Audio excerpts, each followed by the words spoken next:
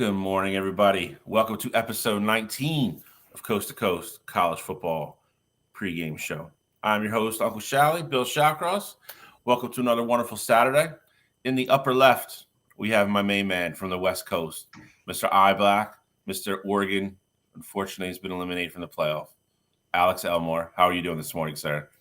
I'm doing better than Cottrell, who's not on the show. I wish he was here, though, so I could talk to him about his Ohio State, Buckeyes and how they're looking this season. They're looking going into the offseason. But, hey, I digress. My game is on Monday. So I'm excited to be here. Happy Saturday. Almost time for that college football playoff semifinal game that we're looking forward to, games that we're looking forward to on Monday. Bill, how was your week, my man? It was good. Yesterday was I had a great day yesterday, but holidays in general have been amazing, so I have no complaints. But Alex did bring up the obvious. Cottrell, Mr. Caribbean Cottrell, is still deboarding the Titanic down in Texas somewhere, so he is not able to make it this morning. But in his place, if you follow our podcast, is a familiar face, Mr. Gene Walzak, stepping away from his comfort zone of the NFL to hop into the college realm. So Mr. Gene Walzak is going to help us out this morning. How are you, sir? What's happening, fellas? I'm excited to talk some college football. I really want to get into these CFP playoff games because I'm not gonna lie to you, right? Like I haven't been this excited for a CFP in a long time.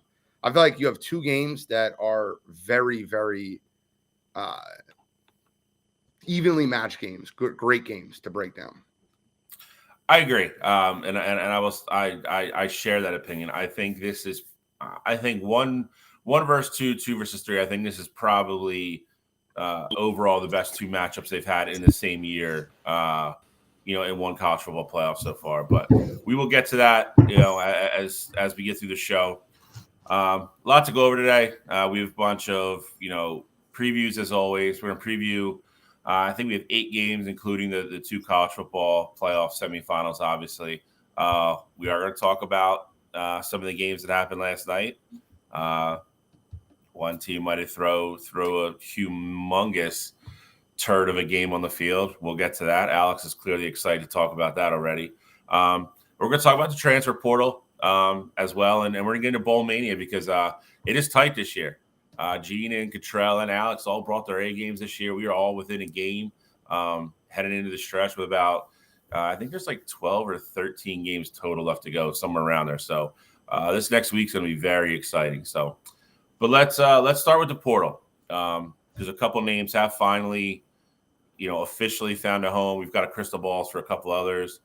We have one that may or may not have been a recruiting infraction already. It's that all that news breaking yesterday was kind of interesting as well. But we're going to start with Ole Miss. They play later today. Walter Nolan officially committed, bringing.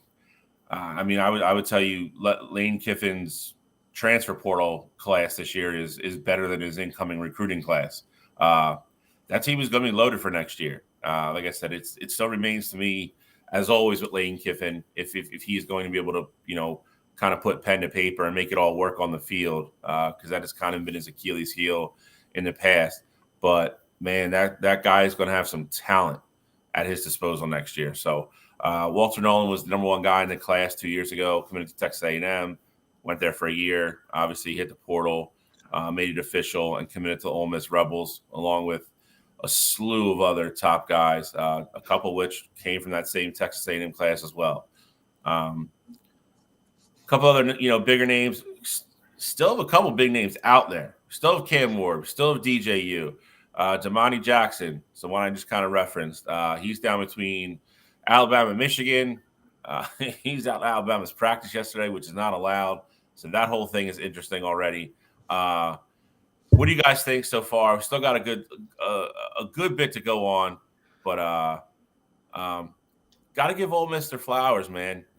Lane Kiffin, I think, decided he needed to go out and have a year like this to keep up with the Georgias, and obviously the Alabamas, the LSUs. What do we think about Lane Kiffin? Well, first, Alex, which one are you in Bowl Mania? I am benched for life. Oh, so you're tied with me for number one. Yeah. We're gonna roll over that, right? Me and you were tied for number one. Cottrell is number two. He's one game back. And Uncle Shally, I know we're gonna say it's one game, right? It's two. We're up 2 on you, brother. And we're coming down the home stretch. Plenty to go. If you want to defend your title, you better start hitting games down the stretch. We'll be all right. Plenty to go. No, but you're right, Bill. I mean, Lane Kiffin, he's really honestly killing that transfer portal right now. He's looking at it just like he's looking at recruiting. I mean, I think he said in an interview earlier before the season that nowadays it almost hurts you to recruit players out of high school because once you start, making them into better players, they instantly transfer somewhere else. And Lane Kiffin's taking advantage of those already developed players, and he's honestly killing it. I'm a little upset Walter Nolan went the Ole Miss route instead of coming to the University of Oregon like he was kind of hinting at. But hey, you know what? It is what it is. There's a lot of great players still in the portal. I'm honestly shocked that Cam Ward is still in the portal as we speak. I figured he was one of the first ones to enter the portal. I figured he'd be one of the first ones taken off the board. I can't tell if there's either some red flags from coaches either offering him or if he's just very indecisive on where he wants to go next. I'm not quite sure. What do you guys think about what's going on with Cam Ward right now? Well, first I want to address the Lane Kiffin stuff. I've never been a Lane Kiffin guy. I can't stand him. I actively root against him. He's on my short bucket list of coaches that no matter where they go, I will hope that they lose. Great job for Lane Kiffin to bring people in. But when the game gets big and when there's a huge moment, I can always count on Lane Kiffin to run away scared because that's all he's done his entire career. I'll start there. I want to think about Cam Ward still being in the transfer portal. Guys, you guys got to help me. Has UCLA signed a quarterback to replace? UCLA, I don't think is going to sign anybody from the portal because, I mean, they Chip Kelly decided to go the way he did, which is why Dante Moore hit the portal. I don't agree with it. I think Dante Moore is the best quarterback he had on campus, but I don't. To me, it would make no sense to bring in Cam Ward for a year when you let Dante Moore leave. Now, obviously, Gene, we know this from him being here in Philadelphia for a couple of years. It's Chip Kelly, so who the hell knows what's going to happen? I don't believe that they're involved with Cam Ward at all. Cam Ward, DJU, and a couple other guys are all playing this game of musical chairs with like Miami, Florida State, but nobody wants to put pen to paper. So it's weird to me. I don't know if they're all holding out for more money, if they are waiting for somebody to say, hey, if you come here, you're definitely going to be the guy. I don't know what's going on. It's weird to me that Cam Ward was kind of the guy at the beginning that we thought was going to come off the board first because he was the first one to hit it, and he was going to kind of have his pick of the litter. And now at the end, he's still the one that hasn't committed. So Cam Ward is obviously going to be an interesting name. DJU looks like he's going back to the East Coast, but we don't know. I think it's very intriguing to me. Especially with Cam Ward that he hasn't committed somewhere yet. With everything else that's going on in the portal, we still have guys hitting it, which is crazy to be this late in the game and having kids still, sign up for it. There'll probably be kids, even off these top 4 teams that hit it once the college football playoffs over. So there's that whole thing. So the portal's nuts. I've said it before. They have to regulate it, and I think they will. I think they have to change either the timeline on it or shorten it or even extend it. Not extend it, but make it later so everybody can at least be done playing and give these coaches an equal, I won't say equal opportunity, but at least have everybody in the same exact spot when the portal opens to either recruit or sign these kids. It's chaos right now. It's literally it's the wild, wild west right now. I feel like it's bad for college football, if I'm being completely honest. It is. It is. DJU moving from Clemson to Oregon State, then moving again. He had a good year at Oregon State. Like, why is he moving? I think it He has to would do a lot with them not having a conference. I think is really where well. that move goes. He would fall under the one. I mean, his head coach left. His head coach left and went to Michigan State. So he would be one of the kids that, he used his free one up to go from Clemson to Oregon State, obviously. But with his coach leaving, it'd be kind of like a hardship one. But it's becoming too much like free agency because the portal is directly tied into NIL money. So it is. Could he follow his coach to Michigan State? They took Adrian Childs. Yeah, who was going to be the heir apparent anyway. So, plus he's a sophomore. He's got more years of eligibility remaining, something to build the program under. So it made a little more sense for him to take the younger Childs. But I did think DJU was going to make a decision a little earlier than this. I think that him and Cam Ward had every intention to transfer teams if they didn't have a good enough season to go to the NFL. I think they had every intention of transferring as soon as Oregon State and Washington State were left out of the conference talks. It was really unfortunate because, as we saw last night, what Oregon State looks like without a comparable quarterback, a running back. They're losing talent left and right. Unfortunately, that 40-8 Notre Dame Oregon State score last night is kind of going to be, an early predecessor to what's coming next year for them, which is unfortunate. But we'll get into that later. But I do want to talk before I forget about a very quiet signing that has not hit the news as hard as it should. And that's out of the Oregon Ducks, of course. They did sign the Division III or Division II Heisman Trophy winner, running back Jay Harris. He had every single game this season. He had over 100 rushing yards. He's 6'2", 215 pounds. Got 2 years of eligibility left. Dude is nasty. So if you haven't seen his highlights, I would definitely recommend going to YouTube and typing in Jay Harris Oregon Ducks, getting those and getting familiar with that name because you're gonna be hearing that a lot next year. Yeah, so the one thing, to circle all the way back to Lane Kiffin here for a second, I do agree with Gene. He is in the category for me as Brian Kelly, James Franklin. Just never seems to be able to win that game to get over the hump, no matter what's going on. That being said, I find myself kind of agreeing with what he said about the portal. I think that the problem with the whole portal thing is we started from being probably too strict with it.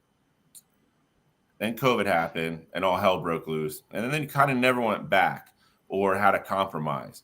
And now you have the Wild Wild West. The way it really should be is somewhere in the middle. And the sides are going to have to come together. Hey, if you commit somewhere and take money and your coach leaves, okay, you can leave for free and not have to sit out a year. I get that.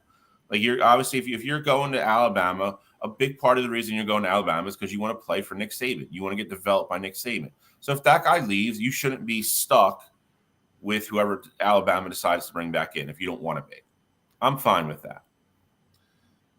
Even if you want to stick with the one free, like, hey, I hate this, but if you want to stick with the whole, I don't like it here anymore, this isn't what I thought it was going to be, blah, blah, blah, I'm going to go transfer and play somewhere else. Okay, you get one of those. But these guys that we've seen now, like for instance, Jackson Darts played for like 3 teams. We have other guys that are now on their 3rd, 4th, or 5th teams.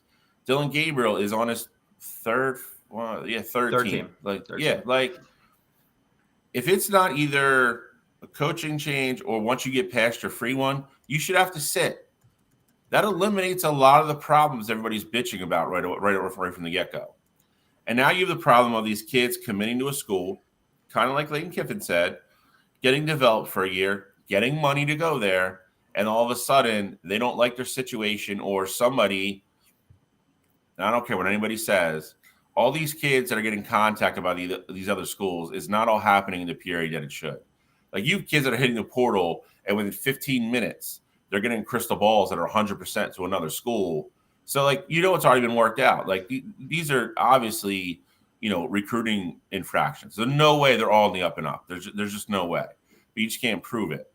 But you have kids coming to a school, getting money from a school, and then the next year, position opens up another school for the same type of kid. They call that kid, be like, hey, I know you're getting $200,000 from Ohio State. If you come down to Florida State, we'll give you $400,000. And the kid just bolts. And then that is what Lane Kiffin's talking about. That at that point now, obviously the second team is the happy team, the first team's screwed. They've now put time into that kid, they've put education into that kid, and they've put money into that kid, and now the kid just leaves and they get nothing back for him. That is what they have to fix. If you want to slow the NIL down, that's also something they have to fix. Hey, you commit to this school for 4 years. I don't care what anybody says. If you get a free education, it matters. It's worth something. Now, is it worth, what it was for the last 20 years where these kids were getting used to make these schools billions of dollars and they get nothing back? No. We all agreed that system was broken too. But again, we swung the pendulum too far to the right. But if you commit to a school and commit to money and then you just get up and leave, make these kids pay it back or make it be some other kind of system, and you'll slow all this crap down. So on the surface, I kind of agree with Lane Kiffin. I think we've just, like I said, we took the pendulum from all the way to the left where it shouldn't have been, where it was wrong, and we agreed these kids were getting taken advantage of. But now we've swung it to the right where the kids are just it's like the inmates running the asylum. They're just, I'll go school to school, keep getting more money, and then I'll end up, my last year, I'll make sure I'm in a school that's good, I'll get drafted, and then, in its wake, it's left, all kinds of just disaster. I'm sure you guys talked about this last week, but how did Oregon pull off signing Dillon Gabriel and Dante Moore? I didn't get a chance to listen last week because it's been the busiest week, but you have a 5-star kid that left in Dante Moore, and then you have Dillon Gabriel transferred there to be the starter. Now, obviously, it looks like Dillon Gabriel will start and Dante Moore will serve as his backup, but is Oregon building him for the future? Is he going to be committed there for more than a year? Is he going to decommit? Did he sign there knowing that he'd 100% be a backup for a year? I'm going to say this I want to say this real quick, and then I'll let Alex take the bulk of this. This is more about Dante Moore than it is anything else. Oregon, in my opinion, did a great job. They got 2 kids in one bang. Yeah. Dante Moore apparently said that he was okay with going there, really learning the system, and being the second guy. There was rumors that him and Chip Kelly butted heads. Again, Mia, you were not shocked about that. No, not at all. Start the year, UCLA lost the job. I don't think he should have lost the job. Cottrell agreed with that. But apparently, maybe some of it was true. Maybe some of it, he was not the most coachable kid. I don't know. I think a lot of that will play out down the road. But then he apparently committed to Oregon and said he's fine with Gabriel being the guy, and he's going to sit and learn and really get coached by Dan Lanning. But I'm sure Alex knows way more behind the scenes about it, obviously being an Oregon thing. So I'll let him talk more to it. But yeah, I mean, it's this timeline kind of explains everything you need to know. Dante Moore commits to Oregon before going to college. Bo Nix announces he is going to return for another year. Dante Moore's like, all right, cool, I want to start because I'm worth that. I'm out. He transferred to UCLA just to have a chance to see the field season 1. He obviously did see this field season 1, had a couple of setbacks, had some turnover problems, had some games that were not Dante Moore-esque. Lost the starting job. Bo Nix went to the NFL. Dillon Gabriel signed with the Ducks. Dillon Gabriel and Dante Moore have a very similar play style, arm talent. They use their legs when they need to. He wants to be able to mature as a player. He understands that he can redshirt still, so he still has his redshirt availability. So he'll still have 3 years of playing eligibility left after the season if he decides to go with that redshirt route. But he really honestly just said in an interview, hey, I just want to learn from the best so I can be the best. If that takes a year for me to get there, then that's totally fine because I'm looking for the future, not looking for the now. Which to me, no matter what him and Chip Kelly's beef is, Chip Kelly helped that kid grow because his mindset a year ago was, I'm transferring wherever's going to let me start. So I'm actually really proud and happy he's coming to the Oregon Ducks QB room because he's going to be able to learn from the best and he's going to be able to take over his spot next year with a year under his wing, maybe see some, cleanup action this year. But I think he's making the best move for his career so he can mature mentally and he mature his game. I think it's the best move for him and could be the reason why Oregon wins the national championship in 3 years. That doesn't seem like an immature move at all. It seems like a mature move. So if he butted heads with Chip Kelly, whether Chip Kelly taught him something inadvertently or not, it seems like he's making the mature move. Most kids that are 5 stars do not have that in them in a sense that we're going to take a step back. I'm going to be a backup. I'm okay with learning and becoming better. And I think that says a lot about his character. I agree. And again, I'm until I hear differently, I'm going to go with the side of, have it be his father or whoever, somebody in his camp was like, listen, you need to settle down. You need to mature and grow up a little bit and look at this a little bit differently. Go to a situation to great you. And then, like Alex said, I mean, he was originally committed to go to Oregon. He was obviously very comfortable with that coaching staff and that situation up there. So I think he made the right decision for him. The only thing me and Cottrell agree, and Alex kind of disagrees a little bit, but he's not going to redshirt this year. He's not going to redshirt. He's going. Every report coming out of the camp is that he will redshirt this year. I can't. I'm just saying. I get it. I just can't see it. I can't see them risk going into the Big Ten and something obviously, God forbid happens to Dylan Gabriel, and then they're just going to throw their hands up and be like, the season's over because we're not going to play Dante Moore. Even red shirts, he can play up to 4 games and still keep his red shirt. So they still have the possibility if injury happens, they have him for 4 games before they have to make that decision. But you have to play them by a certain period as well. Like you can't play the last 4 games of the year and then be like, I'm redshirting. They have to be your game credits have to be used by a certain amount of time. So again, I mean, I don't want Dylan Gabriel to get hurt, obviously. So no, but I think it is it'll be interesting to see. I mean, either way, Oregon's set up to succeed for the next 3 years, no matter how you slice it. So, it was, I would say Ole Miss won the portal. I would think Oregon is pretty soundly in the 2 hole there. They had a great portal. Got to give them guys credit. Dan Lanny's got to figure out how to beat Washington, but other than that, I mean, they had a great year all around. Anything else you guys want to talk about in the portal wise? I think, I don't think I think we've hit kind of all the big names and obviously one more name. Go for it. There's one more name to talk about. So, Talua Tagovailoa, he is applying for a 6th year of eligibility and maybe entering the portal here soon. Obviously, he's not playing in Maryland's bowl game, but he is going to be applying for a 6th year of eligibility and entering the portal. Hopefully here within the next week or so. So we shall see how that exactly plays out. Speaking of guys who have changed teams and played 6 years, I figure he's ready to go on to the next level. Might be a third day guy, but I'm not sure. How do you guys feel about that? I mean, transferring to a 3rd team. I mean, I feel like he's proven enough. Well, if you're asking me, I don't think that he's proven enough to be a highly drafted quarterback. So I think he's going to try to get anything he can out of college football to get himself on a level in which he can get drafted in the first 2 rounds. The success of quarterbacks that aren't drafted in the first 2 rounds of the NFL draft is almost non-existent.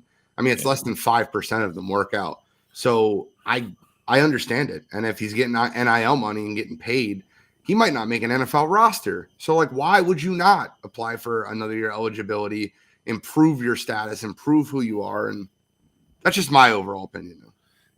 Here's what his problem was this year. He had a great first 6 weeks. Maryland, was ranked, and they were going to the heart of their schedule. Then he played 3 really good defenses in 4 weeks and looked really bad. He played Penn State, Ohio State, and Michigan, and all 3 of those games did not play really well. I think there was a lot of talk of him even going to the draft this year. And then I think, to Gene's point, I think a lot of that quieted, and a lot of it was like, all right, you're gonna be a day 3 guy. And again, if you have any kind of good agent or anybody in your ear, like Gene just said, you getting drafted in the 6th round as a quarterback is not ideal going to camp. You have no security. You're not going to make that much money on your contract. And if you go in there and have a bad 2 weeks, they're just going to get rid of you because you get thrown into a bin where there's 1,000 guys that are a dime a dozen that they can replace you with. So I don't know if he's going to get the 6th year. I think he did miss the 1 year, almost the whole 1 year because of injury. So I'm assuming it's going to be a medical hardship type thing. I don't know what his official reason was. And I don't know where he goes. That is, I guess you could say he goes somewhere like Kansas State or one of those schools like that lost their big guy. I mean, he's not going to Miami. I don't think Miami or Florida State or one of those programs is going to be in on him. So I feel like he would have to go to a situation that's going to help him. And that is, he's got to go somewhere where they're going to let him throw the ball and and show off his talents, because he's not a bad quarterback. He's not a bad kid. He's not his brother though. I mean, again, like, I hate to say it, like, his brother went to Alabama for a reason. Like, his brother's a starting quarterback for a reason. But that being said, he can still play football, but he's got to go somewhere that's going to help elevate his stock. He's got to get back into like that day two conversation, to have any kind of shot. So it will be cute. I mean, I have no idea if they're gonna give him his hardship. I don't know. I mean, the NCAA, they do the right thing in the wrong time, the wrong thing during the right time. We saw what happened with Tez Walker this year. That took forever. He lost three weeks over the NCAA just being stupid. I have no idea what's going to happen with that. So that'll be curious to watch, see how that plays out. If he deserves to get it and should have it, then I hope he gets it. And I don't think anybody wants to see any of these kids fail. So I do. I root for certain kids to fail. Not him, but like if we're not lying, don't lie to yourself, right? There's certain kids that you root for to fail. Who do you root for? Who do you root to like on a personal level to fail though? No. All right. So like, I'm not gonna get into that now. Like, I'm not getting into like the college kids now. But like, so for instance, when you had like Tyreek Hill in college and the way he behaved off the field, you root for the kid to fail, right? So like Joe Mixon punching a female at Marcus Smart at Oklahoma State, I root for the kid to fail. Like, it's not specific to now, right? But if I see a kid that's constantly leaving and chasing money, I'm gonna root for him to fail. I am. I don't. If you're not committed to your program, and especially like now with the transfer portal, you can see these guys bolt for more money at different places after they commit for 4 years. Yeah, I root for them to fail. So maybe I'm a bad person, but that's okay. For everybody just tuning in now, that's our new co-host, Heartless Gene. Whatever. I want to give you credit because it's usually Cottrell. So I got to fill in his shoes, man. Yeah, Cottrell's usually the person that has the heartless takes every year. And we might get one again, on Wednesday, wire to wire, actually going over the awards. So it could happen. You're not talking about comeback player of the year, right? I don't want to get into that, bro. I'm 100% on Cottrell's side. This year there's an argument for it, so I will say that. And I played 6 plays. I'm not. We're not gonna do it now. We're gonna. In the past, though, Cottrell has horribly bad takes of comeback player of the year. That's all I'll say. But let's move on. Let's get into we'll get into Bowl Mania. Gene Con already jumped the shark with it, but we will talk about it. So, you two both took Missouri last night, which is what we were all within a game last night. I'm 2 back now because misguided faith in the Suck Eyes, that product that we got put on the field last night. Just gonna say, Kyle McCord wasn't that bad. That's all I'm gonna say. That's all I'm gonna say. Bad. Not gonna say. That's all I'm gonna say. Maybe you guys shouldn't have run that kid out of town for losing 1 football game. But that being said, that game was hard to watch, man. And I'll say this: it was terrible. Ohio State's defense showed up. I mean, that was the worst Missouri looked all year.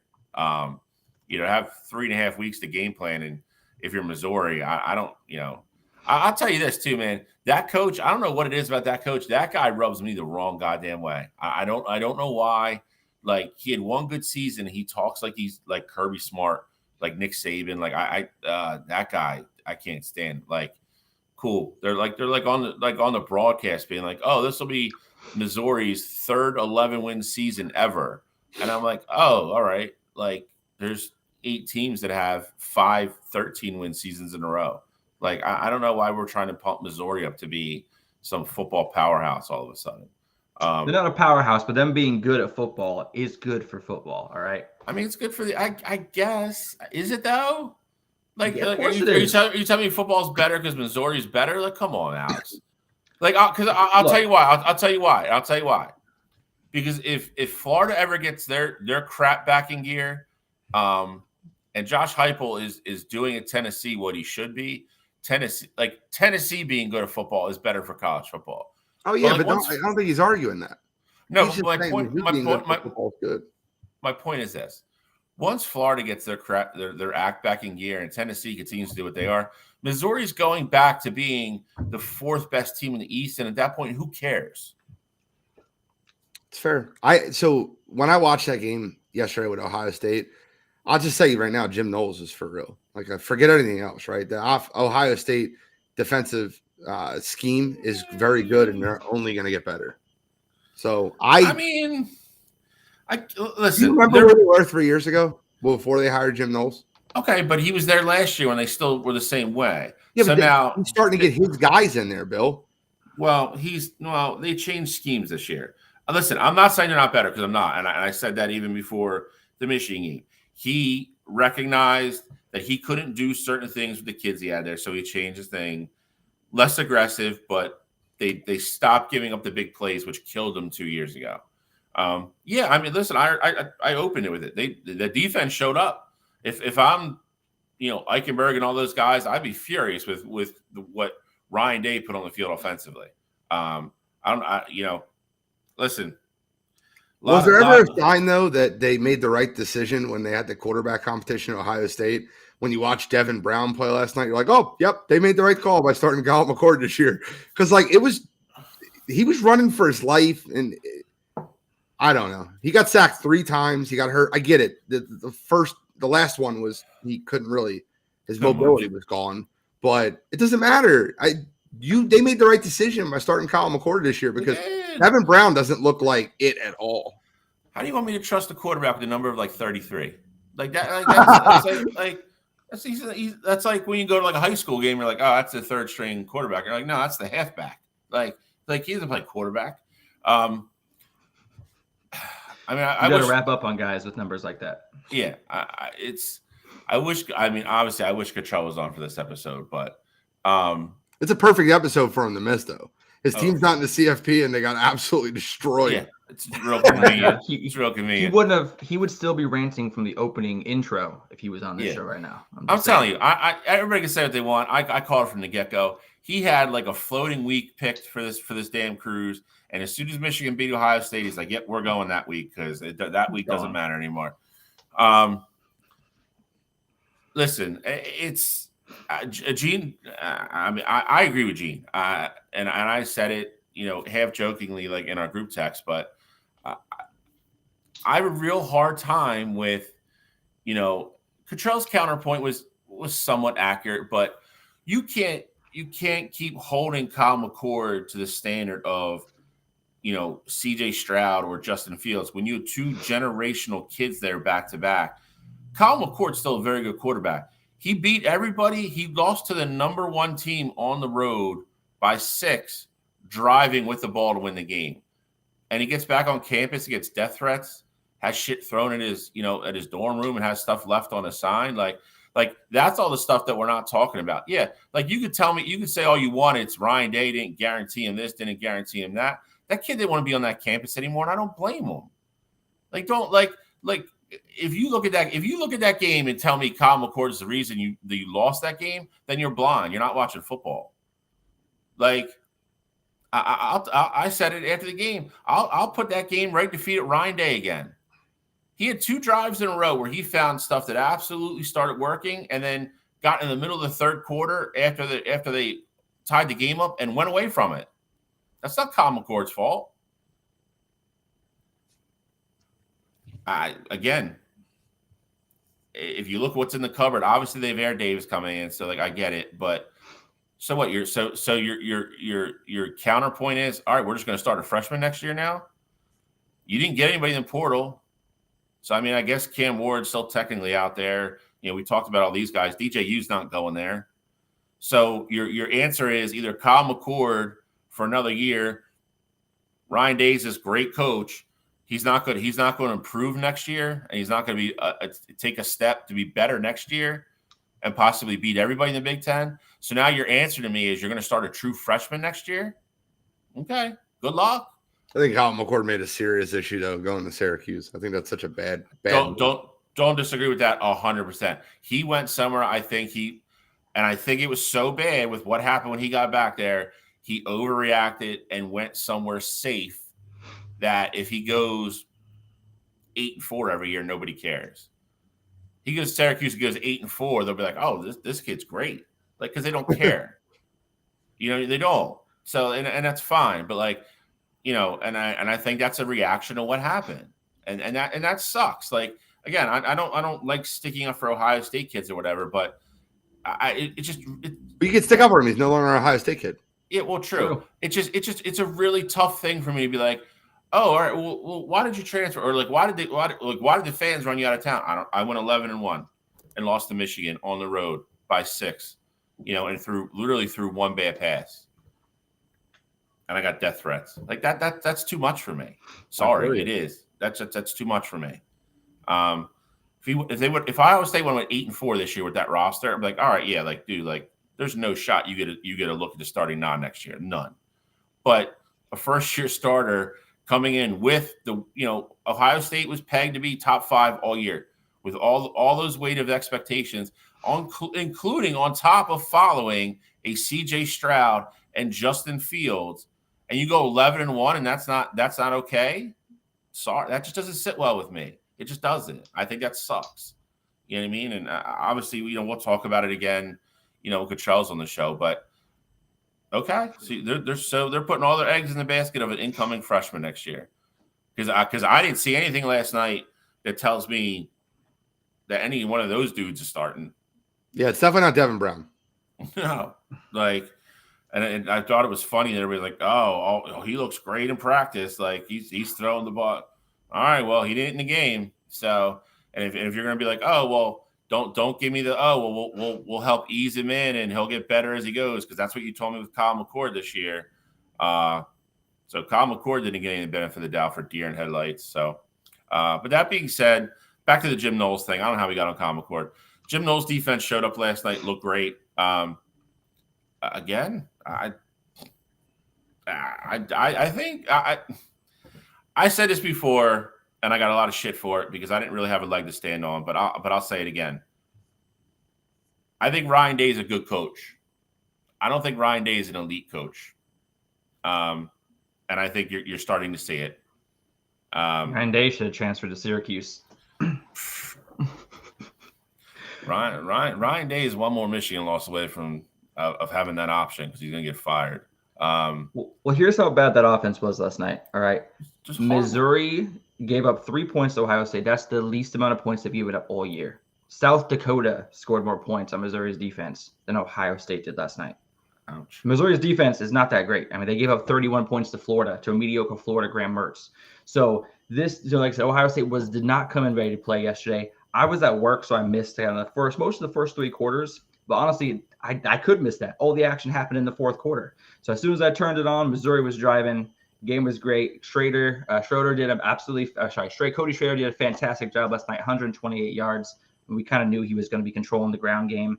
Brady Cook, I thought they'd throw a little more. Luther Burden only had 3 catches for like 15 yards. Luckily, he had that touchdown to kind of seal the game. But I've been on high Missouri the entire season. So obviously picking this game. And I think Gene, you also picked Missouri. Credit.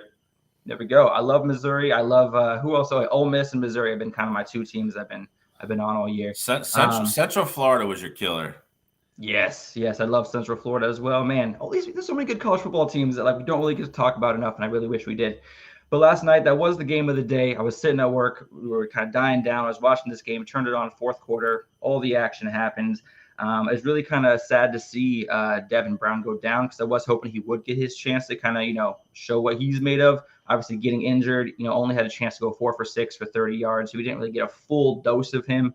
I would have liked to seen him go further in the game. But it is what it is, and we're moving on to the college football playoff, and that's what we're all excited for, and that's what we're here for. Gina, I want your take on this because you are kind of like, obviously, you're kind of like in the middle when it comes to college football with me and Cottrell because you're a Big Ten fan, but you're not like that's his team. I have my team. Yep. Like, how do you view Ryan Day? I view him as a guy that won't win the big game. I think he's a great preparer. So, like, if you give him a month to prepare for a game, I think their offense is going to come out look great. But they just had a month. They scored 3 points. I just think that listen. I look at last year's game versus Georgia and the way they looked when they had a month to prepare, and they dropped 41 points on Georgia. So that's kind of what I'm getting at. And I look at the game that he had with Justin Fields when they had 6 touchdowns versus Clemson. So like when he has time to prepare, he normally puts a good game plan in. I think he's a good preparing coach. I don't think he's a great adjustment coach. And I think that it tells you, I think the conversation and the emotional aspect that he got into when he got into it with Lou Holtz told you everything you needed to know. He is okay with beating Notre Dame and being a good team, whereas not being an elite team. Like an elite team, like Nick Saban would have took that. He's like, yes, Notre Dame's a very good team. We got a long road ahead of us. And like Ryan Day's like emotional, like they won the Super Bowl. I don't know. I agree with that. Damian Hernandez, our buddy Paul, Justin Louder, who always is literally on here. He's like our 4th host almost. Dudes in the chat every single Saturday. They're all going back and forth, having a great time over here. Great conversation. So I like that. Obviously, I do. Ryan Day is Doc Rivers of college football. That's pretty accurate. Listen, pretty accurate. Some people are born on third base and they hit a triple. It's he made a college football playoff the first year with all Urban Meyer's kids, and hate to say it, it's been different since then. And then he won a national, he won an NBA championship with the most stacked big 3, and then it's all been different. So it's kind of the same. It's a very it really is. So let's go to another game though. Listen, this isn't going to be a shit on Ohio State thing, because they're going to be very good next year, regardless of the quarterback situation. Gene is a big Jim Knowles guy, and he has been. That defense will be very good again next year. And it's Ohio State is a top 5 or 6 team every year, perennially for a reason. So we will talk about them plenty again next year, as always. But I think that concludes the Ohio State talk for this year. I don't think I need to talk about them anymore. What game we want to go to next from last night? I mean, there's one really good football game last night, and that was Clemson versus Kentucky. That was a great football game. I know it's not like, I don't think either one is I don't know. I don't think either one of those teams are lighting the world on fire going forward. That football game was fun to watch. Cade Klubnik, Devin Leary, both quarterbacks looked pretty good in that football game. Yeah. Cade Klubnik is like an enigma, man. Excuse me. He has games where he looks like the guy that everybody thought he was going to be, and the reason that they kind of just let DJU walk out. And then other games, he looks like Brown from Ohio State last night. Like it's crazy to me, the swings of performance and game plans that they put in for him. And how he looks on the field. Devin Leary was one of the feel good stories from last year with NC State, transferred to Kentucky. Kentucky started out on fire this year, same thing, 6-0, and then got smoked by a Florida team, and then kind of really never recovered. Lost 3 or 4 down the stretch. But you brought up something that's interesting to me, Gene. I want to touch on it because I saw it last night. They showed there was like a GIF of Dabo Swinney jumping up and down when Clemson finally scored to go ahead, and they were like, "It's crazy that this is the guy that's acting like this, beating a 5-loss Kentucky team when he was in the national championship 2 years ago." And it's a lot of people really think Clemson has regressed that far, that they've taken a complete step back as a program. And a lot of that, he's been very, public, and he doesn't like the NIL. Dabo Swinney is BlackBerry. If anybody in the cell phone world, Dabo Swinney is BlackBerry. They thought they were I could do it. We don't need to change. We don't need to alter with Apple and Android coming out. We're good. Berries are better than apples. And my way is better than this way. And I don't need to transfer portal this. And I'm going to do that. Dabo Swinney is BlackBerry. He doesn't adapt. He doesn't adjust. He had a great system, a great culture of recruiting people in. And when it came to you had to kiss these kids' asses to get them to stay, he absolutely stopped doing that. And It's shown in the program. He can get good 3- and 4-star defensive players. He can get a 3-star quarterback that because of the name of Clemson.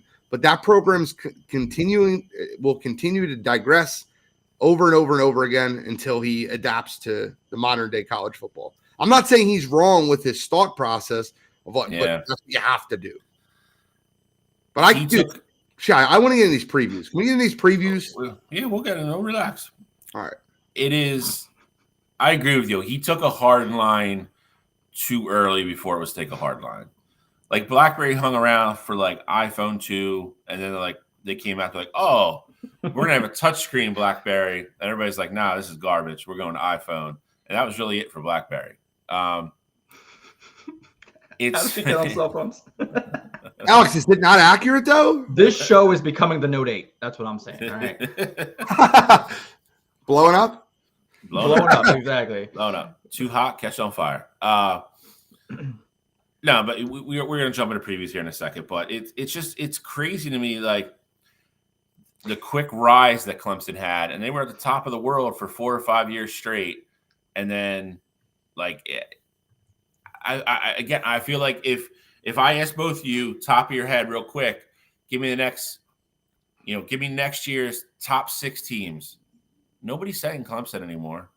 Mm-mm. Clemson's name's not going to come out of anybody's mouth.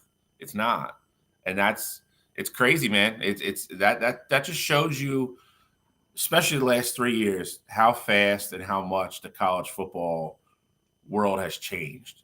And Gene brought up a good point. I don't necessarily disagree with Dabo. I think it should be culture over all that crap. But when you're the only one that is culture over all that crap, it's not going to work. You know what I mean? Like Alabama was kind of in that same boat with them. And then at some point, Nick Saban's like, I don't want to do it. I'm going to hire people to do it, but we have to do this to keep up because, Georgia and everybody else is starting to catch us and kick our butt. And that's what they did. And Dabo's refused to do it. I don't think he's going to be there much longer. And I sincerely mean that. And I think that sucks because I do think he's a good coach. I do think he is a kid that you'd want to send to college to become a better person and a better player. And he just doesn't want to deal with it, though. It's kind of like the Jay Wright thing in college basketball. But we will close the book on that. And we do have a lot of previews to get into, and I don't want to have to rush through any of them. So let's get cooking. Well, I'm not going to lie to you. I probably set this one up to go first. We got Penn State Ole Miss. The Chick-fil-A Peach Bowl down in Atlanta, Georgia. And before we get into this, I do got to give my man Mean Gene credit here. With Cottrell taking off to sip his Mai Tais on a boat this week, Gino is running the old 1s and 2s this week and doing all the slides and making sure our show looks normal. So I got to give Gene a shout out and give him his flowers and the thank you. So in return for that, we will let him start with his Penn State Nittany Lions. I think it's going to be a shootout. I think this game's going to be a shootout. I really do. It's going to be. I don't disagree. The line on this game is what befuddles me. With the kids who are not playing for Penn State and them still being a huge favorite, that is very surprising. 5.5 points. That's almost a touchdown a favorite against an Ole Miss team that is about to have their 11 win season. So that's pretty crazy to me. Oh, slow down. They're not winning today. So they're not going to have their 11th win season. Okay, let me hear your arguments as to why you think Penn State's going to win here. I get it. No Kalen King. I get it. No Fashanu. No faux show. But I think Drew Aller and Penn State are going to move the ball today. I think they're going to run the football. I think that Drew Aller is going to be able to pass the football. I think all the time that they had to prepare for this game, they came up with an offensive game plan. Look, I'm going to say something very simple to you guys. I want you to understand this when I say it. The Penn State Nittany Lions, their coach, I can't stand him, but he prepares. He's a preparation coach. He's great at preparing for a game. He's great at recruiting. And he's got a bunch of young kids that are going to step in and win the football for him. I don't think I think Jackson Dart will score 24 points. And I think that the Penn State Nittany Lions will score 33, 34. I don't think the game will ever be in real jeopardy. I think Penn State wins and covers. So I'll take Penn State. And I'll tell you right now, if everyone played, right, if Kalen King, Fashanu, whatever, they all played, Penn State wins this game, and it's a blowout. So I'll go 34-24 Penn State. So the intriguing part for me here is Penn State, new offensive coordinator. What does that look like? Because Gene's right about James Franklin. What? Let's get Shally back. I think we lost. Oh, there he is. Shally, you're back. You have no camera. His camera's off. I know I'm working on that, but you can still hear me. So James Franklin's Achilles heel is exactly what Gene said. You give him 3 weeks to prepare for somebody. First 20 plays, first half's going to look great. He sucks at in-game management. He can't watch a game and be like, this isn't working. This is working. We need to stop doing this, do this more. That is where he sucks at. That is his Achilles heel. We talked about Lane Kiffin already. I think the difference here is even without Kalen King, I think Penn State's defense is still dramatically better than Ole Miss's. And I think with 3 weeks to continue to implement this new game plan that new offensive coordinator Penn State has, I think Drew Aller's going to. I think you're going to see a completely different Penn State team today. I hope you do anyway. I will say that because it's going to be maddening if it's not. But I agree. I think Penn State wins today. I think it's a higher scoring game than a lot of people think. I agree with Gene across the board here. I was going to go 31-27 Penn State, and I'm going to stay there. But that's where I think this game is today. Okay. Well, Lane Kiffin, he's looking, like I said, to secure Ole Miss's 11th win season. He's carrying a lot of momentum from the transfer portal, a lot of gets, a great season, honestly, from the Ole Miss Runner Rebels. Ole Miss, they score 34.8 points per game, which is 20th in the country. All right. They are averaging 455.6 yards per game through the air and on the ground. Penn State against Michigan gave up over 200 yards rushing. Quinshon Judkins is going to be playing today. He has over 1,000 yards rushing this season. He's a hard-nosed back who's going to go up the middle, around the outside. He's got speed, power. He's even got hands to catch. This game is going to really depend on Quinshon Judkins and Jackson Dart's ability to run the ball. No one is disagreeing with Penn State's elite defense. All right. Obviously, everyone in the Big Ten, Ohio State, Penn State, and Michigan, all top 3 defenses in the country. No one's going to argue with that. However, one thing you cannot game plan for is a quarterback that is mobile. Jackson Dart has some of the best rushing games this season of a quarterback. Obviously, not comparing to our Heisman Trophy winner, of course, but comparatively, Jackson Dart can make a lot of things happen. He did go down injured later in the season on a rush to the outside, trying to get a first down. Will that kind of hinder his game plan, knowing that he's coming back another year? Maybe, but I really don't think so. He really plays for his guys. Ole Miss is going to get up for this game. And Penn State is playing without their defensive coordinator. And with missing guys and your defensive coordinator, I don't know how you stop Jackson Dart and Quinshon Judkins. I got Ole Miss 35, Penn State 21. I don't think Drew Aller has that great of a game today. And really, it's a race to 35 for me, and Ole Miss is getting there early and often. I just don't think that Ole Miss's offensive line is anywhere near what Michigan's is. So I don't think they'll be able to run the ball with much success versus Penn State. But, hey, listen, a little bit more about college football than I do. I just know that I think that Penn State and with Franklin prepping for the game, I like where Penn State's at today. This is the best defense that Ole Miss has seen all year. And I'll leave it at that. I don't think it's – I see that's the only thing I'll say this about Penn State. We don't know if it's the best defense I've seen all year. No Chop, no Fashanu, no Kalen King. That's their best 3 defensive players. None of them are playing. Yeah, they have depth, though. I mean, they do. I agree. I don't know if they're going to be as good without 3 borderline first-round defensive talents that aren't playing. That's fair. Where are we going to next, Gene? We got right here. You go. Perfect Music City Bowl, Auburn versus Maryland, Nashville, Tennessee. This game is obviously, we talked about Baby Tua earlier. He's not going to play in this game, obviously. Auburn,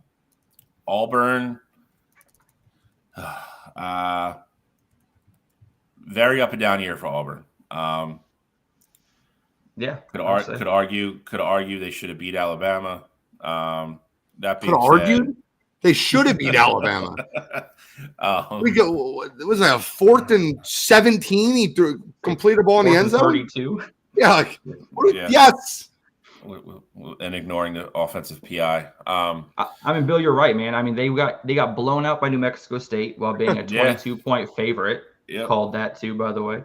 And then they were one play away from beating Alabama to eliminate them from the SEC championship game. So I mean, or not eliminate them, but eliminate them from the college football playoff race. So I mean, this Auburn team, you don't know who you're going to get. Jekyll, Hyde. It's going to be interesting to see with the Maryland team that we really know nothing about, with the players they're missing, with Tagovailoa not the QB position. Maryland's second string quarterback, his name is Billy Edwards Jr. There we go.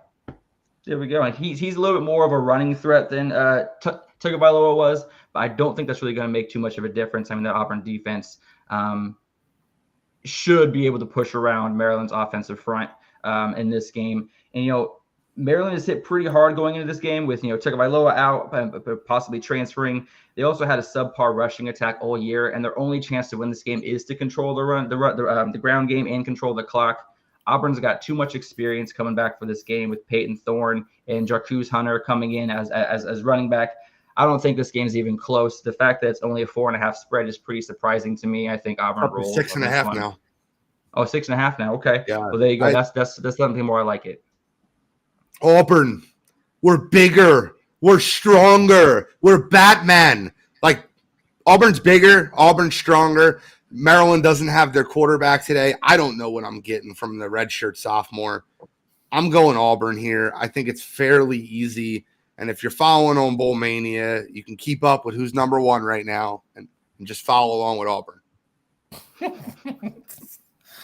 I'm going to go with Auburn as well.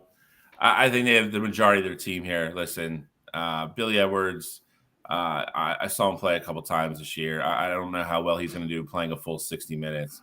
Maryland is missing key pieces other places as well. They've had a couple guys on the defense opt out. Their best two linebackers have hit the portal. Deshaun Barham, one of them, already committing to Michigan. They're missing a lot on the defensive side of the ball. So that for me is – it should be all go all day for Peyton Thorne and that Auburn offense. So I will go Auburn as well. I think this game probably gets a little bit out of hand. I'll say 31-17, something like that. But I think it's a comfortable Auburn win today. And just before we switch games here, in case anyone is curious, the over-under here is 48.5. I think the strongest play on this game is, going to be the under, especially with these teams. Maryland should be a more run-heavy team today, and Auburn has shown they have more success with Jarquez Hunter on the ground this year, 856 rushing yards. So I do think this game is going to be a lower-scoring game with a lot of ball control. Ultimately, like I said, Auburn kind of pushing their way to the end zone multiple times. I think this is more like 24-3. I think it's a lot lower scoring game. I don't think Maryland has a lot of success. You guys ready for the next one? Let's roll. The Toledo Mudhens / Rockets versus the Wyoming Cowboys. The Arizona Barstool Bowl down in Tucson, Arizona. Wyoming kind of burst onto the scene this year. Opening week, Texas Tech came to town as like a 17-point favorite, and Wyoming beat them, sent them packing.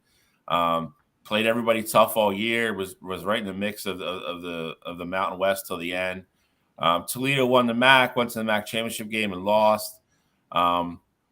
This to me, I'm going Wyoming here, and the biggest reason is Toledo's all everything. The guy was like 70% of his offense. Me and Cottrell were big fans of him, but Daquan Finn hit the portal. He is not going to play today. Couldn't even tell you who the Mud Hens backup quarterback is. Tucker Gleason. I like that guy. Sounds like he's been in college for about 12 years. I'm going with Wyoming at a neutral site. I will take the Cowboys from Laramie. I'll say this is a lower scoring game. I'll go 24-16 Wyoming. This is the only day of the year the only day of the year, because it happens twice. Well, I mean, obviously this game isn't happening. It doesn't happen today, right? This game's on Monday. This game is today. Okay. So this is the only day of the year that I could say, how about them Cowboys? There you go. I like Wyoming today. And here's what a lot of people don't realize. Wyoming played Texas, who's in a national championship college football playoff. They played Texas 10-10 through 3 quarters. Yeah, they lost 31-10. Texas beat them 21-0 in the 4th quarter. But they were 100% in that football game the entire time. They play a lot of teams tough. I like Wyoming. I think they're the better football team. I think they pull it out today. And I don't think it's rather close, if I'm being honest. I don't think Toledo even puts up a fight. Well, here's what I can let you know. Tucker Gleason, I know you guys haven't heard of him. He'll be starting for Toledo today. He was their starting quarterback last year, and he was the last quarterback to beat Liberty.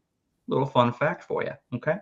This season, he's only came in a couple times. He did lead a comeback victory against Western Michigan, but this season he's very low on stats, 199 yards passing, 4 touchdowns, not a huge sample size. But again, was a starter last year, was the last quarterback to beat Liberty, so something to hang his hat on. Now Toledo still has Penny Boone, who had 1,400 rushing yards, 15 touchdowns. And Toledo's defense is no slouch either. 35 sacks, 11 interceptions on the season. They're going to be looking to force some turnovers. Now, on Wyoming's side of the ball, I got to give a shout out to quarterback Andrew Peasley. He's getting a shout out because he is from LeGrand, Oregon. Represent 503 out there. And so that's why I'm choosing Wyoming today. Got to go with that home cooking. And Andrew Peasley doing work for Wyoming. Wyoming's defense is definitely going to step up today against Toledo. Their rushing attack with Harrison Whaley, they have 158 yards rushing per game. And I think that Harrison Whaley is going to step up today. And he's only 144 yards away from a 1,000-yard season. I think he gets it today, along with 2 touchdowns. Wyoming is going to take care of business. I do think it's a bit of a lower scoring game. Again, the inexperienced quarterback on Toledo's side and a heavy rush attack on Wyoming's side. We're probably looking at a lower scoring game. I would say probably 28-17 Wyoming. I think the second half is going to be a much more intriguing game than the first half, with both teams trying to figure each other out. All right, time to move on. Moving on, producer. Let's go. You're going to like this one, Alex. There we go. The Liberty Flames against the 10-2 Oregon Ducks / the Huskies bitches. Wow. Was there any need for that? I felt like that was a little personal. Alex, listen. Alex gets his shots in on the show. He spreads it on pretty thick. That being said, the Verbo Fiesta Bowl down in San Antonio, Texas. I think when these bowl games were all announced, everybody looked at this game right away and said, this is the most lopsided game, and this is going to be the most lopsided game. Liberty, non-Power 5, Group of 5, automatic bid, highest ranked team to get in, so they get their New Year's 6-day bowl. It's great. I really don't have a problem with it. But that being said, they're about to get smoked on national TV. I know Bo Nix is playing, correct? Yes, he is. Bo Nix is playing. So Oregon is going to boat race Liberty. I think Liberty's offense will actually surprise some people. Or Liberty could score the football. So I will say Liberty's probably going to score somewhere in the mid to upper 20s, maybe in the lower 30s. The problem is I think they might give up 50. Oregon's offense is going to be something like Liberty has not seen all year. Listen, we've given Oregon their flowers all year, and deservedly so. They just have speed everywhere. They have wide receivers. They have Bucky. I mean, they're just going to be. It's just a different animal for Liberty. I hope Liberty shows up, plays well, shows out. I got Oregon big here. I'll go 49-21 Oregon. Look, bro, I like how you say that Liberty's going to score 21 points, because not only is this the best offense Liberty's seen all year, it's also going to be the best and fastest defense Liberty has seen all year. Bo Nix is playing. Bucky Irving, running back, he's out, but that's okay, because we got Jordan James, who's ready to take over that lead back role next year. He's over 1,000 yards this season as well. He's ready to take the rock and do business. Now, I am going to give Liberty a little bit of kudos, though. Okay, they have had a 13-0 season. Going undefeated in college football is no simple task, and they do have quite a big X factor with their QB, Caden Salter, 3,800 total yards, 43 total touchdowns. He was a Tennessee commit, transferred to Liberty. He really, truly is an X factor. If there's one thing about a team that can really put them over the top, and I've said this, I say it pretty much. I say this every week. A mobile quarterback kills. Especially in college, you can't really prepare these kids for a guy like Salter who can move outside the pocket, who's got a cannon arm and can make plays happen. Now, the other skill players around him are about 3 or 4 tiers beneath the University of Oregon's skilled position players. But Caden Salter can make things happen. All right, it's a big difference going from playing Sam Houston State to the University of Oregon. This is by far the best opponent Liberty has seen in probably the last 2 seasons. Bill's right. This isn't even close. I think Liberty only scores 10 points. I think Ducks throw up 55 on them. 55-10. Ducks take care of business. Bo Nix is chilling after halftime. Do I want to go with the commercial jingle or the greatest youth hockey movie of all time? Yeah, I'm going Ducks fly together. I think the Oregon Ducks absolutely trounce Liberty Mutual. I don't think the game's close. I think it's an absolute blowout. I think Liberty struggles to put up 14 points. I think it's 48-14. That's my final I have. And I think Oregon wins this one going away. It's hard to argue that. I think as soon as these matchups came out, this is the one everybody looks like, that's the blowout game. Maybe we get lucky and maybe it's a better football game. I don't think there's any situation you could convince me where Liberty wins this game. I wouldn't mind if it's a closer game. I know Alex probably hates to hear that. Alex just, wants to see 50 points and death on the Liberty sideline after the way the year ended for him. But I just can't see anything but a huge win here. Oregon is just literally just better at every single position across the board. Speaking of blowouts, our next game is another one. Oh God! Another one.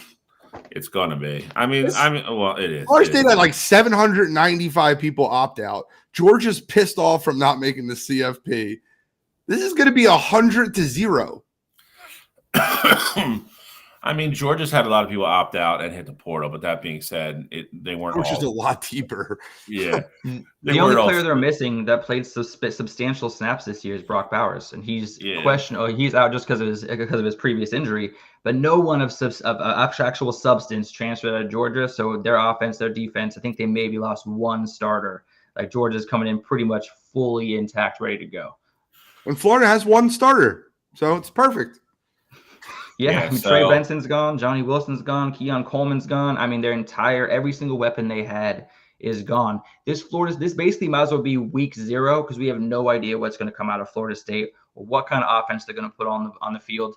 Obviously, I expect their defense to continue to put up numbers like they have all season or limit opportunities for the opposition like they have all season.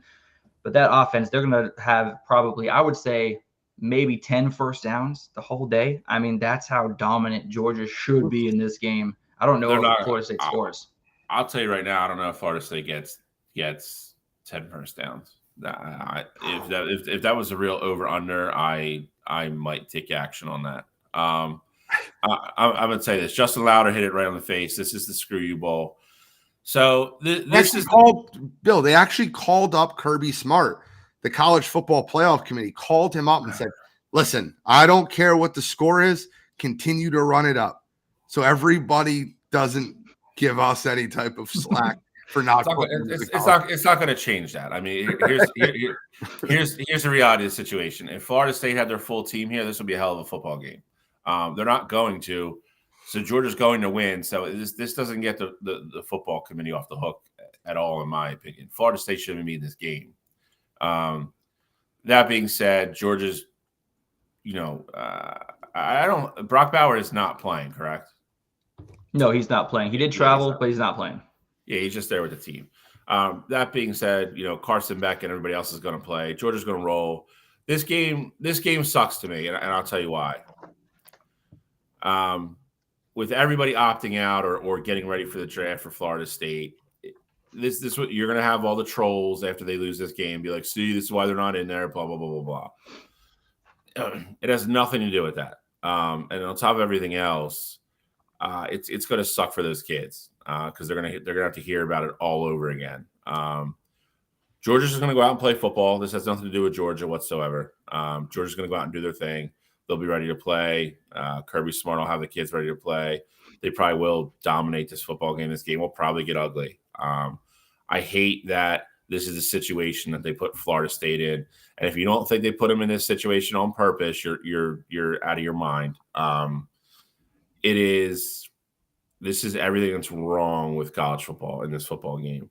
I would have liked the Orange Bowl should be a competitive game, and I'll leave it at that. It's one of the biggest bowl games every year. I would have loved to see Georgia, Oregon. Give me that football game. That's a better football game. I'd rather watch 8:00 tonight, prime time. Give me 12-1 Georgia versus 10-2 Oregon with everybody playing for both teams like they pretty much are. That's a hell of a football game. Oregon doesn't want that. They've seen that happen before. It doesn't matter. It doesn't matter. It's a better football game. This is a joke, dude. This is pretty much all of Florida State's third string kids or true freshmen going to line up against a Georgia Bulldog football team and have to go play 60 minutes on national TV and get embarrassed because a bunch of dickheads behind the scenes made it this way. I hate that, and that is a part about this whole game that pisses me off and bothers me. I love it every second of it. You know what really pisses me off? That we haven't talked about Ladd McConkey yet and the big game he's going to have against that Florida State secondary. Does that make you happy, Justin? Does that make you happy, Cottrell? I got you, all right? We weren't done yet. You guys were telling us we're not talking about him. We're not done on this segment yet, guys. All right, Ladd McConkey is always going to be mentioned. Ladd McConkey's going to have 140 yards and 2 touchdowns in the first half, and he's going to come out after halftime without his helmet and his pads because he's going to be done playing. Absolutely. It's going to be bad. I mean, and the true freshman that they started in the Louisville game, that's who's starting tonight. Because the kid who was supposed to come back for the playoff game, the backup, that kid hit the portal, so he's not even playing. Yeah, like it's going to be ugly. Like it's deer in the headlights, kid. Yes, scared to throw the ball. Yes, that kid. He's starting tonight. Kid who's 18 and a half, who's played 17 college snaps. That's who's going to play against Georgia. Georgia, have a good one. And they didn't make the CFP. They lost one game in 2 years. Yeah, 3 years. Yeah, good luck. Good luck. This game's gonna be ugly. It's a sin. I mean, I will tune in. It's gonna be kind of like a car wreck. You can't kind of turn your eyes away from it. But I'll probably watch half of it. This game is going to be over at halftime. If it's not, I can't even tell you how shocked I would be if this isn't lopsided at halftime. I do think Kirby Smart is a classy guy. I do think once they're up by a gazillion, I don't think he'll play into the BS. I know Gene was joking earlier. I think you'll see a bunch of running and stuff in the second half. I don't think he's going to try to embarrass Florida State. I don't, because I think he probably feels just as slated as they do to some degree. And a lot of people thought they had a case as well for the same reason Gene did. They've lost one game in 2 years, and then they're back-to-back national champions. So sucks. Like I said, it takes a lot of luster off what is usually one of the best bowl games every single year. This game is going to be ugly though, so I'll take Georgia by 40. I don't know. What is the spread on this game? I think it's 18. That's really it. Oh, actually, I thought it jumped up to 20. Didn't it jump up to 20 yesterday? I last time I seen it was 18 and a half. I haven't looked at it today. I'm shocked. I'm shocked at something. Oh, it's 21 point favorite. It's flying up. It started at 11. I was saying it's still getting bet up. That's crazy. Yeah, I mean, like I was watching a show yesterday, watching a preview for this, and they were talking about how like they would up to 20 points, they would take Georgia. 21 seems a little bit high, so I think I'll probably stay away from the money line, or not the money line, the spread here on this one. But I do think Georgia is going to run over Florida State. I really wish Georgia and Oregon were playing, and Florida State and Liberty were playing, 2 undefeateds. All right, and then Georgia and Oregon, that would have been a really good matchup. I think. The problem with it, that would have been if Florida State would have won that game, they would have just claimed this national championship. You can't do that. We've seen that before. Yeah, I know. That's why I wouldn't want to see that. I would love to see Georgia, Oregon. But it's more funny. It's more funny when you realize that's why they didn't make that game, because they had to cover their ass 100%. In that regards as well. 100% suck. All right, you guys ready to move on? We are. I'm shocked we spent that much time on that game. We got one more game until the meat and potatoes. Tennessee didn't play a lot of defense, Volunteers versus Iowa. We don't know what offense is, Hawkeyes. In Orlando, Florida. Should have worn my Iowa shirt.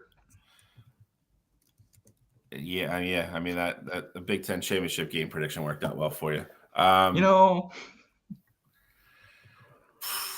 This game, I don't know. This game is easy, Bill. This game is easy. Okay, I'll break it down for you. All right, Tennessee 6-point favorites. All right, Iowa, they're not playing with Cooper DeJean. All right, they're number one cornerback and arguably one of the best corners in the draft.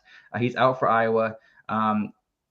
Tennessee, Joe Milton's out. They're starting Nico Lamalaeva. I think I said that correctly. That's a hard one for me to pronounce.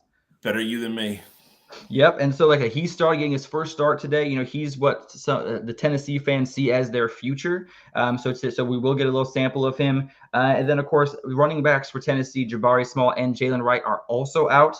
And so they're going to be starting Dylan Sampson today at running back. He is very capable, freshman running back. And then six members of Tennessee's offense have hit the portal. So it is going to be an interesting game. Obviously, Iowa has terrible offense. Iowa has an amazing top 12 run defense, and I do expect Tennessee to try to run the ball a lot to get Nico kind of transitioned into the starting role today, or whenever this game is. When is this game? Monday. So I do think this game is going to be lower scoring. Obviously, I always take the under with Iowa games. But like I said, with not knowing, how Tennessee's quarterback and Nico Lamalaeva is going to be at the helm, I do expect them to run a lot with Dylan Sampson. I expect it to be a very low-scoring game. What I don't know what's going to happen in a football game, because it's basically a team that plays no offense versus a team that plays very little defense. I just look at the head coaches, and I think Josh Heupel is a better coach than Kirk Ferentz. I think that Tennessee wins this football game just because they have the better coach, and I think they'll be more prepared. I think Josh Heupel tells this team, listen, you don't turn the football over, you're going to win the football game. Just don't let their defense score on you. If they do that, if they're conservative with their play calling, they'll win the game 17-3. I will say this. I think Tennessee does enough to win. If the spread's 6.5, is that what it's at? Yes.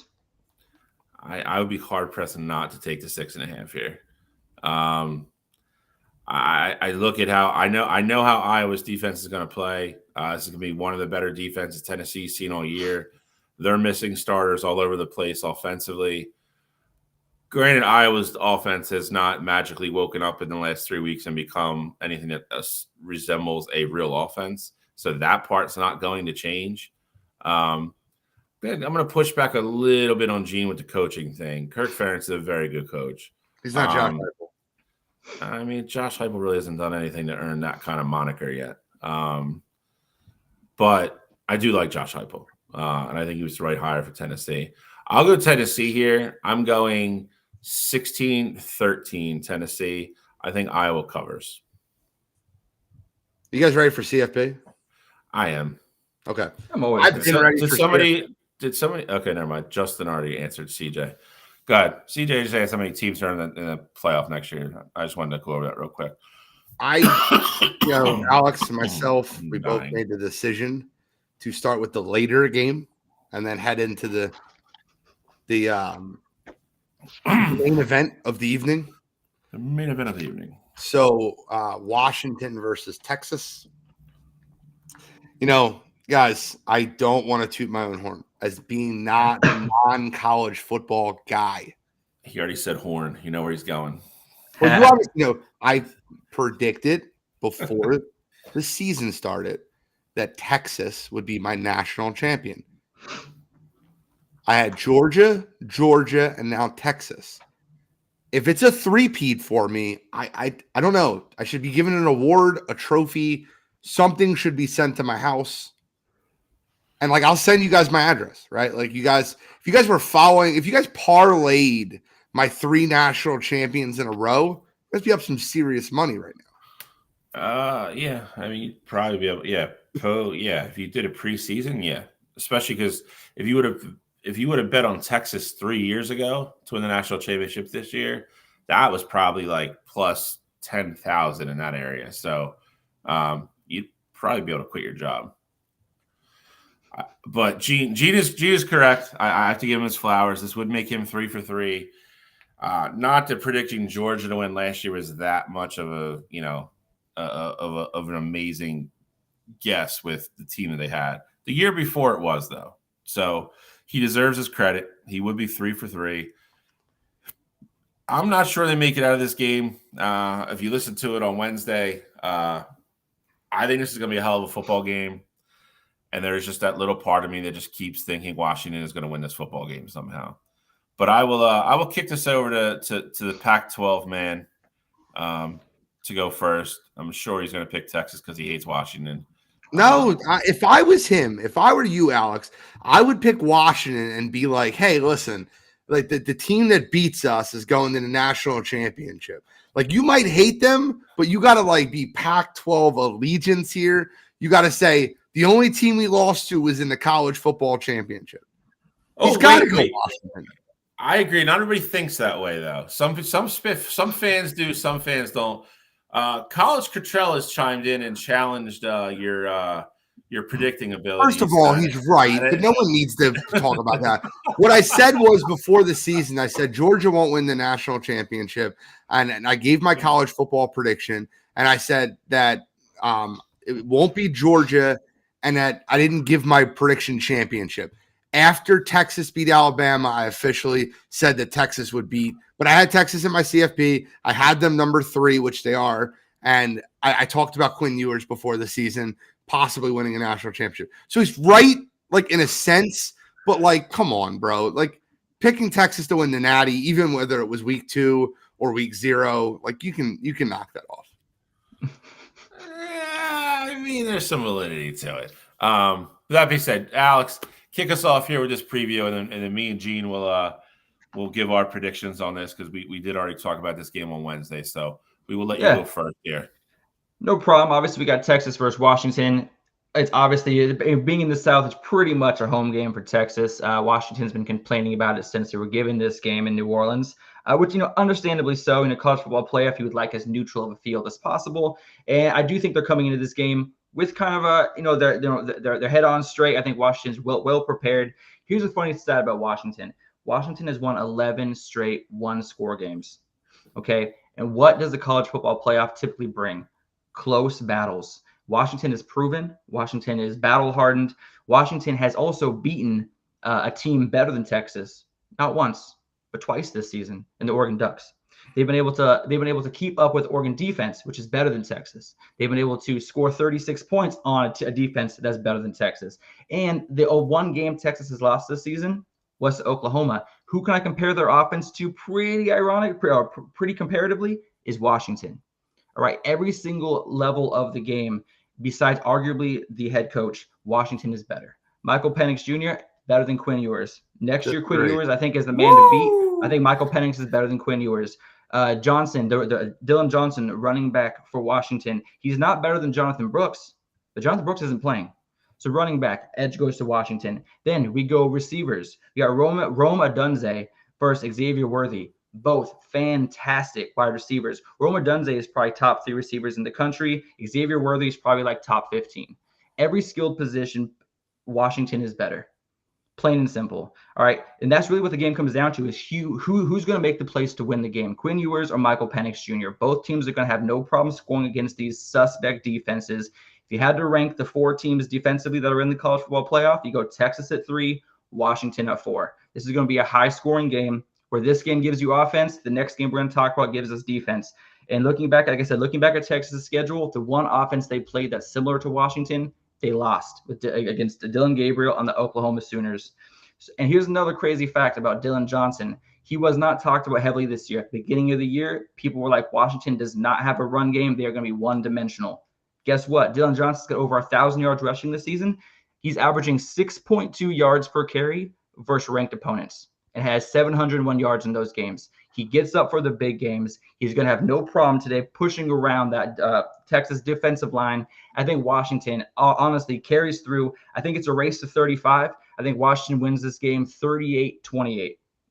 It's really funny that you. Wow. That is not, I did not think I was going to be by myself on this. Well, no, he picked Washington. I know. So you're not going to be by yourself. That's But what I'm saying. I really, I you said thought Oh, you thought you were going to be be by yourself. yeah. So let's just make something very clear. It's fun to talk about skill position players, but football games aren't won with skill position players. They're won in the trenches. Texas offensive line is going to absolutely bully Washington's defensive line. And you can say that Texas's defensive line will have issues with Washington's offensive line. That's true, but Texas's defense is better than Washington's defense. Admittedly so through you. So, yeah, Roma Dunzier, Xavier Worthy, you're splitting hairs. I like Roma Dunzier better. Xavier, I really think Quinn Ewers is the better pro-style quarterback than Michael Penix Jr., and I think has a better arm. I think he's going to throw the ball across the yard today. I don't think Washington stops them one time. I think Texas gets up early and beats them 41-28. I think they have no problem. Here's the only caveat, and Bill brought it up Wednesday, and I don't want to steal his thunder. The only caveat is if Washington goes into this football game and says, I'm going to run the ball 30 times again. That could happen. I don't know if Washington can take the ball out of their Heisman finalist quarterback, Michael Penix Jr.'s hands that many times to try to win this football game. I think Texas, I said it earlier, I'll say it again, they're bigger, they're stronger, they're Batman. So this game was tough for me. I think you guys brought up a lot of the reasons why already. I agree with Gene. I think if I had to take the quarterback in this game, I'm taking Quinn Ewers. I love Dillon versus anybody Texas is going to throw out there at running back. And then I think the wide receivers as units, I think, are close. If I had to give an edge as to the unit, I would go slightly to Texas, I think. But I think Adunzier and Worthy are obviously you are splitting hairs. They are both first round kids. They're both great. I think Adunzier's a little bit more physical. Xavier's a little bit more of a home run threat, but they both do different things, but they're both great. I'm not going to get hung up on them because, to Gene's point, I don't think either one of them necessarily wins the game or makes the difference. I have to give some kind of credit to Washington here in this. I've said it before. Alex started his preview off with, I think, something that's very important. I think you can look at it from two different ways. You can look at it from a team being very resilient and being very comfortable playing in a one possession game against a very, talented, team on the other side. And you can look at it that eventually that, I'm going to say luck, but eventually you put yourself in that game too many times, eventually you lose one. And I think that's kind of what you're doing here with Washington. They are going to be comfortable playing in a close game. They don't get rattled. You have to give credit to DeBoer on that. And I think you look at kind of, Gene brought it up, and this is what sticks in my head to me. I think you look at the game plan that Washington rolled out the second time they played Oregon. I think Dan Lanning came out too conservative and thought he was going to get the same game from Washington, and he didn't. They came out, they said, you know what, we're going to run the ball until you stop us. And then if you stop us, then we'll rely on Michael Penix Jr. to beat you. I don't agree with the sentiment that they have a problem taking the ball out of Penix Jr.'s hand to win a game to get to the national championship. I don't think it's an ego thing or anything like that. I think if it's working, the goal is to win the football game no matter how it looks. I think the one weakness you have in Texas's defense, which again will depend on how Washington, challenges to expose it. You can run the ball in Texas if as good and as athletic as Texas is up front, they are better at pass rushing than they are against run stopping. You can run the ball against Texas. The strength of Texas is their linebackers back. If you're gonna, that's why I don't think Washington can show up and try to throw the ball 40 times against Texas. I agree with Gene. If you do that into that secondary, that's where I think the mistakes and the turnovers happen. and I think that feeds into Texas. I don't know how well Texas is going to run the ball against Washington. But to Gene's other point, the weakness of Washington's defense, in my opinion, is their back end. And that plays into the strength of Texas. I think this is a great football game. I think we're getting 2 great football games Monday. I really do. They're just going to look different. I think, the other semifinal is going to be more old school football. I think this one's going to be more new school, high flying, higher scoring, not great defense, but you're going to see all the position players kind of show out. I like Washington. I just can't. Part of me really wants to pick Texas. It's the same thing I struggled with on Wednesday. I haven't changed. Before you pick, Charlie, before you pick, go ahead. What if I told you that Texas had a better run defense than Michigan? Rankings, just rankings wise, yards per game. I get it. They play just like Michigan, play a lot of pancakes this year.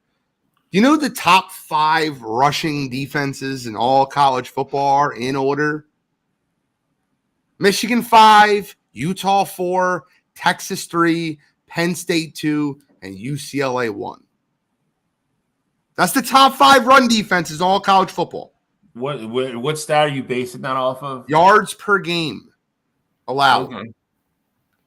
Michigan allowed 86.6 yards per game, Utah 84, Texas 80.8, and then Penn State and UCLA like less than 70, 69.7 and 69.6. And that was, based off the end of the season. So before you pick, I want to try to sway your opinion. Come on the boat. Texas, Daddy Quinn is here. He's ready for you. He's not going to let you down. Come on a boat. Come on. I think there's things you can always look up to look a certain way. Rushing yards allowed per game. Yeah, they also allowed 200 rushing yards against Oklahoma. So I mean, they're susceptible. How many superior rushing teams did Texas play this year? Probably not many. Yeah. So I mean, let's make no bones about it. The Big 12 is a passing league. It's a passing conference. It has been. And one of the reasons Texas was the best team in the Big 12 is because they can do both. Most teams can't. Like I said, I am not going to be surprised if I'm wrong here. I said that to Gene on Wednesday. I will not be surprised if Texas wins this game at all. There's just something nagging in my head that just Washington keeps finding ways to win. They are resilient. Every time somebody says they can't do something, they do it. I was wrong about them because I thought Oregon was going to beat them in the Pac-12 championship game. They came out and played a completely different game and looked different. And really kind of, I don't want to say exposed Oregon, but they gave it to Oregon. Jeez. I mean, you guys did go 0-2 versus them. You guys, everyone talked about the second time equals to 1 loss, y'all. 1 loss. That's what it equals. Okay, we should be in the college football playoff instead of Alabama or Texas. Gene, you have to learn Alex math. It's a little bit different than normal math. When you lose to the same team twice, it should count as 1 loss. All right, Justin, back me up in the chat. He throws out big numbers sometimes on this show. I'm going to go a high scoring game. I'm going to go 38-35 Washington. Again, it's just something I can't get out of my head. I will not be surprised if Quinn Ewers and company win this game. I think DeBoer is going to come out with something different that they're not expected to see. I do think Dylan Thomas might have a huge game. He's a bigger back too. I think if they can use him and get him going, I think it really creates problems for Texas's defense. And that being said, I'm the thing that worries me about this is what Gene brought up. I'm curious to see how they are going to try to upset or even disrupt Quinn Ewers and company. Because if that kid gets in a rhythm, it could get ugly. So top three O-line in all college football, top 3 D-line in all college football. O-line I will give you. O-line is one of the finalists for the offensive line of the year. Now, the defensive line, I'm only saying that because of their 3rd-ranked run defense. I just think you win football games in the trenches. And I think that the better football team in the trenches is Texas. I think Washington has a good offensive line. I'm not going to argue they are for the Joe Moore Award. They have a very, very good offensive line in Texas. I'm good again. I think you'll see. I think you'll know early if they have any kind of success early with Dylan Thomas. Then I think this is a ball game. If Texas just comes out and shuts them down, then I think it gets interesting. But I'm going to go with my gut on this one for no other reason than that. I'm going to go Washington 38, Texas 35. Okay. All right. Well, I agree, Cottrell, but Gene's throwing stats at me. I'm giving stats. Stats don't care about your feelings. You're not wrong. You're not wrong. So we go to the granddaddy of them all. Number 1 versus number 4 in the prettiest goddamn stadium there is on the planet, the Rose Bowl, Pasadena, California. All the pomp and all the pageantry, everything that makes this game great.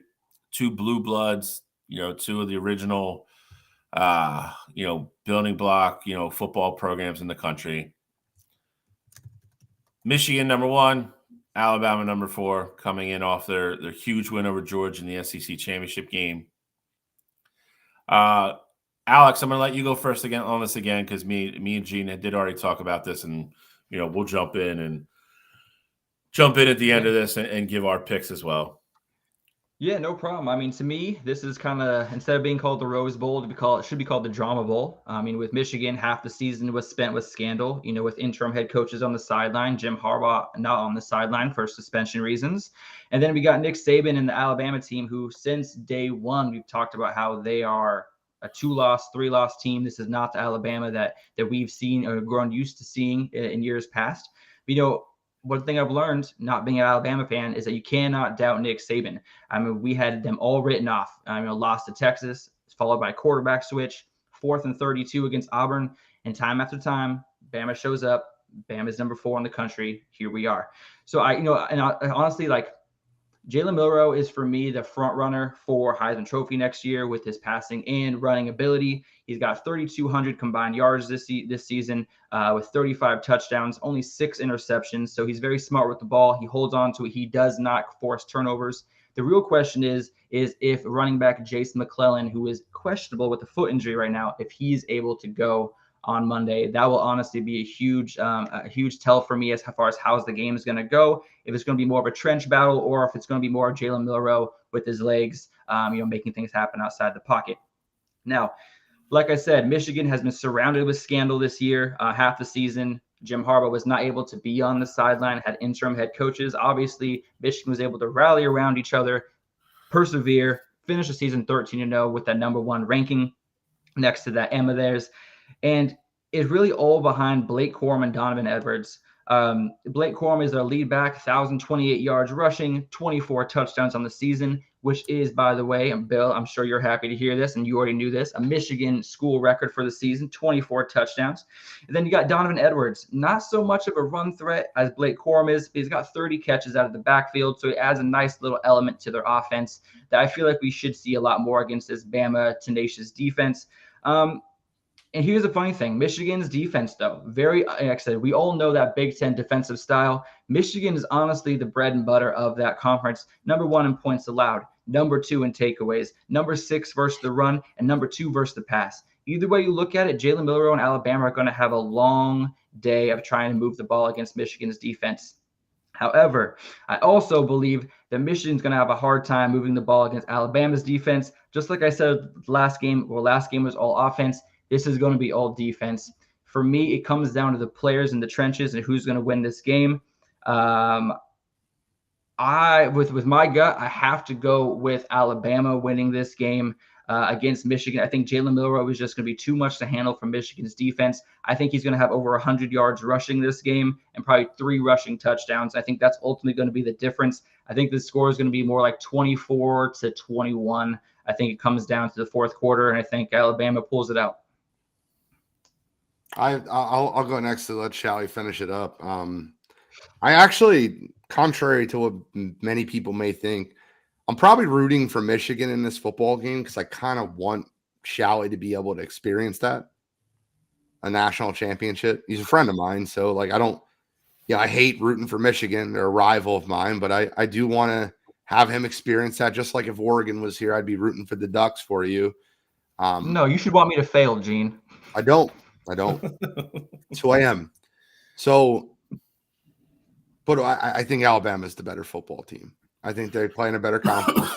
I think overall they're more complete. I like their coach better. I think Milroe will be able to scramble, use his legs, and beat you over the top. I think they're going to struggle to score on both sides. I got Alabama win this one 24-20. I do think it's low scoring, but I think that Michigan can't get away with just running the football versus Alabama. They're going to have to throw the football, and I don't think they'll be able to throw in that Alabama secondary, and I think that'll be the determining factor in this game. So I'll go with Alabama, and I think it's because Michigan won't be able to throw the football. I think you can't just run the football and beat Alabama. So I'm obviously going to stay consistent with what I said on Wednesday. I think these are two very, very evenly matched games. Like I said, I think this is going to be an old school type football game. I think it's going to be lower scoring.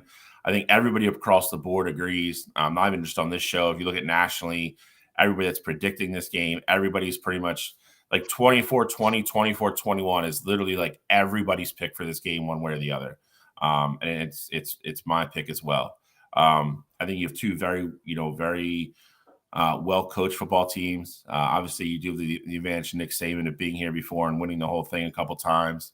I think the funny thing is, player-wise, I mean, Michigan's the older team, which I think plays into this a little bit. We could all talk about Jalen Milroe, like how he's like some superstar kid all of a sudden.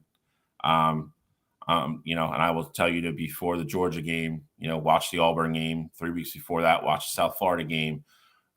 He can throw in stinkers, and when he does, they look really, really bad. And if he throws one of them in Monday, they're going to lose this football game. But just like I said on Wednesday, I think it's little things. It's one thing I harp on with anything. Little things lead to big things. I think whoever does the little things better in this game is going to win. I think Jalen's great as a rusher. I'll take JJ as a passer any day over him. The matchup between Michigan's wide receivers and Alabama's elite corners is definitely important. They have to have some kind of success there. I think Michigan has a huge advantage at tight end. Nick Saban's brought it up in numerous, press conferences for him already that how much of a mixed match, AJ Barner and Colston Loveland present for his linebackers. I think they can be exposed there. And then running and defense and everything else, I think is all very close. I think you can run on Alabama. I think it's harder to throw against them versus I don't know how well they're going to run against us. And I don't know if Jalen Milroe has a game in him where he's going to be able to throw the ball for 300 yards against Michigan's secondary. I don't. They keep talking about Alabama's corners. There's, and I told Gene, and Gene even agreed on Wednesday. There's 3 NFL corners in this game. Will Johnson is an elite corner. He's going to take one of the sides of the field away from Alabama. I think it's a great game. I'm obviously going to pick Michigan. I'm not going to pick Alabama. I hope we obviously come out on the right side of this. I am going Michigan 24-21. I think it's a great football game. This is the most excited I've been for, I would say, a Final Four in a long time. Last year I'm going to say we got lucky last year. Last year, both games ended up being great. I don't think we expected them to be that way. But this year, I think you have 4 great teams, and I think you're going to get 2 really good football games. So I will go 24-21 Michigan. Hopefully Rose Bowl champs, then, we'll come back next week and see what's what. But I think there's just as many ways for Michigan to win this game as there is Alabama. So it'll come down to the details. It always does. That's true. It always does. For me, though, the telling fact is that J.J. McCarthy hasn't thrown for over 150 yards in 4 straight games. In the last 5 games, he's got 1 touchdown and 1 interception thrown. So, yes, he's keeping the ball, keeping the ball in Michigan's hands, but they're not using him like they did earlier in the season. And I think in this game, they're going to need him to step up at some point and make some throws. And I don't know if they've really been using him properly to prep him for this game. And that's my main concern is Jalen Milroe is having to put it down every single week because every single game for them since they lost to Texas was an elimination game. All right, this dude has over 100 yards rushing against. Obviously, LSU is not a defense to write home about. Put 155 rushing against LSU. Exactly. Like I said, I prefaced that to make sure everyone knew I was not saying LSU had a good defense. He also put up 107 rushing yards against Auburn. A little bit better of a defense, in that aspect. So I do think Jalen Milroe has just been able to prove himself with the game. Every single game for him has been important. Not saying Michigan's hasn't, but JJ McCarthy, it comes down to games like this, quarterbacks win games. And in this game, I think Jalen Milroe is just a better quarterback. JJ McCarthy hasn't shown us in the last 4 weeks anything that gives me any hope that Michigan has a chance. Okay, I'm gonna take this off the screen, gentlemen. Mr. BS over here. Mr. BS. But it's backwards. But it's backwards. Any final thoughts before we get out of here? I thank you guys so much for having me on. In my opinion, the best college football pregame show in the country. I love what you guys do weekly. I don't always get a chance to catch you live. It's the reason I can't be on the show a lot. It's got work Saturdays and retail, but I just I appreciate having the opportunity to hop on here. I love talking college football with you guys. Your knowledge astounds me. And I hope I did an okay job filling some really tough shoes with Cottrell Simpson. Cottrell's obviously knows this stuff. So I'm giving too much credit. You're making him sound like Ryan Day. Gene, Cottrell lost last night. Okay. He's in the comments. He's okay. You don't got to hype him up. All right. He's sad. It's okay for him to be sad. Well, the knowledge that you guys all have on this show, guys, I couldn't even, there's zero. Like I did a lot of prep for the show so I didn't look like an idiot, but there's no way I would be able to rattle off some of the backup quarterbacks for some of these teams. And I wish that people out there could understand what they're getting, and they're getting real, authentic, great breakdowns of college sports week after week. And there's no reason, it's no secret why this show's continued to grow, because it's got great 3 hosts. We appreciate that, Gene. No, you did a great job filling in for Cottrell today. Obviously, you're showing us all why you're a seasoned veteran, stepping in last minute, helping us out, running the graphics. Graphics turned out great. I appreciate you doing that. Then, folks, honestly, this is what the season's all led up to. Monday night or Monday, all day, I should say, is the college football playoff. And then next week, I'm excited to, maybe dive into a couple of the games we see this weekend. But I'm really happy and excited to break down the college football championship game next week. So I'm excited to get some Monday, New Year's Day. Hopefully everybody has a safe New Year's Eve, and we're able to, blow up the group chat and talk some crap. And, next week's show, you one to tune in for, because we're going to be going back and forth with a lot of opinions. I mean, I might be at the bottom of the Delaware by next Saturday, so G might have to do the show again next week too. So we'll see what happens.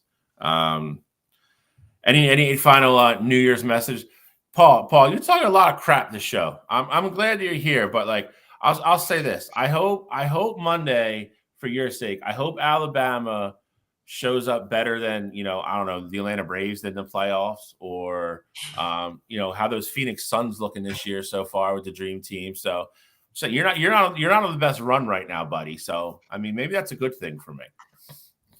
Paul's definitely a diehard Bama fan. He's Bama, Braves, and Suns. He lives in Arizona, and I think he's from the Atlanta area. But I don't know how he became a Bama fan, but he seems to be strongest with the Bama than any other team. For New Year's, just very simple, guys. I will not be drinking. I do not have plans. And if you guys ever need anything, everybody that's local to the area needs a ride, please don't drive drunk.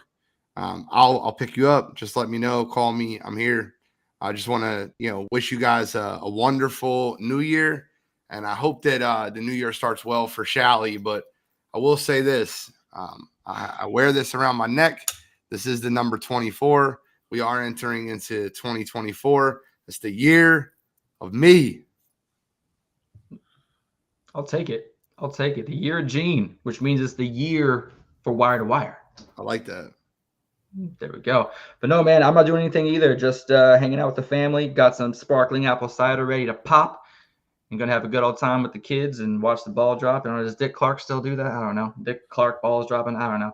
But yeah, we're going to have a great time New Year's Eve. I'm excited for New Year's Day. I'm unfortunately working New Year's Day, also in that retail atmosphere like Gene is. But no, Justin, I appreciate you, chiming in. Paul, you've been great this week. Everybody else, Cottrell, thanks for chiming in. Even, with you on a cruise, you should be enjoying your time with your wife. I appreciate you watching us, chiming in. Bill, sign us off, my man. What you got to say? Number one, I think Dick Clark's been dead for like 6 years now, somewhere around I there, can't but keep it's track. all right. I think they still do call it Dick Clark's like rocking New Year's Eve though. So you're all right. You're all right. We'll let you off the hook on that one. First off, I mean, it's been a great first year for this show. It came together really quickly. I've talked about this before. Wire to Wire did too. And I almost think it's like a good omen for the show. I'm going to start off, obviously Justin Louder has been our number one fan on the show. I can't thank him enough. He's literally in here every single Saturday. Paul jumping in today has been great. He's usually a Wire to Wire guy, but another guy, as much as we have fun going back and forth, a very loyal guy, a very knowledgeable sports guy. So, I hate all your teams, but you have to appreciate those type of people. Secondly, Gene, thank you so much for jumping in this morning. You did a great job. Nothing to be worried about. Ran the ones and twos for us. Made it, like I said, made the show look like it does every other week. So always appreciative of that. So again, sir, thank you for coming through in a big spot for us this Saturday morning. Cottrell, we miss you. Hope you enjoyed your cruise. Ryan Day is crying in a room somewhere. If you want to call him when you get back to Ohio, he's waiting for your phone call. Lou Holtz was on ESPN laughing this morning, but I won't get into that too much. As far as New Year's Eve goes, I'll tell you the same thing kind of Gene. I will be around. Please, if you are a close friend and you can't get an Uber or something, just don't drive drunk. There's a million different options other than that to do that. Just please don't do that. Secondly, to kind of piggyback on what Gene said, people who set goals, and I think some people always get made fun of for doing that or whatever. I say do you. 2024 should be the year of you. Whatever goals you want to set for yourself or whatever you feel comfortable doing to what you think at the end of 2024 is going to make you a better person, that's what you should do. Follow your heart, follow, whatever in your mind, whatever you want to do to help improve yourself or what you think you need to do, just go and do it. Don't listen to the noise. That being said, that's all I really have for New Year's. Another great show this morning, gentlemen. And I thank you both as always. Alex, as always, you get up so early to do this show with us on the West Coast. We appreciate it. And you've been, such a great, different, in a good way, but a different kind of voice on the show. Because me and Cottrell are obviously Big Ten guys. You will now be too, letting the Ducks come play in the big boy league. But to have the West Coast, the West Coast point of view, has always been nice this year. So I obviously appreciate both you gentlemen, and I thank you for coming on this morning. And that's all we got. So we're going to get you guys out of here on time, which we always aim to do. Gentlemen, enjoy your New Year's Eve. I'm sure we'll be talking a lot the next couple of days. And have a fun weekend. Enjoy your nights. And everybody for listening, thank you and Happy New Year's. And we will be back next week. Take care, y'all. See you next week.